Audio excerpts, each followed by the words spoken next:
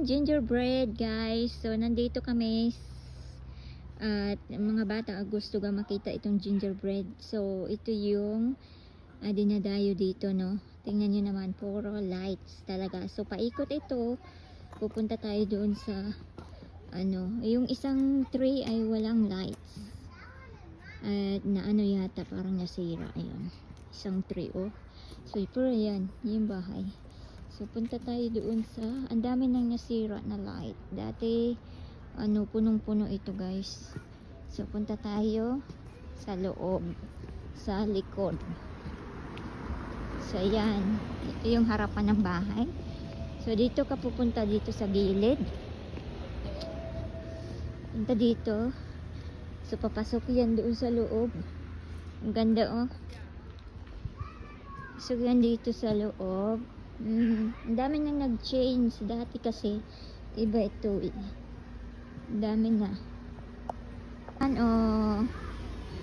Ang ganda, ha. Ayan, may Christmas tree na din sa labas. May tarpaulin sila dito. Ayan, ang ganda. Ang ginaw. Dami nang nag-change, no? Yan. Nawala na yung nila dito, swing. May swing ito dati. Yan, o, tingnan nyo.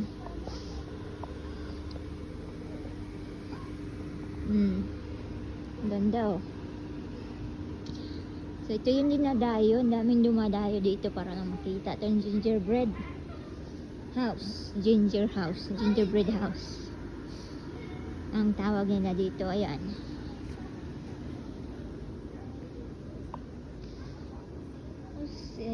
Magkano pa yung gastos nila dito, guys? Diyos ko, ang dami.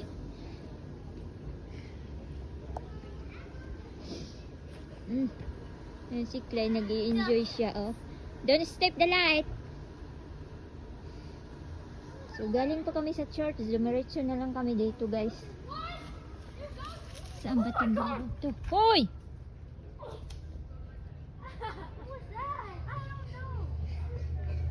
No! Get out there! No lights! Yeah? Come on!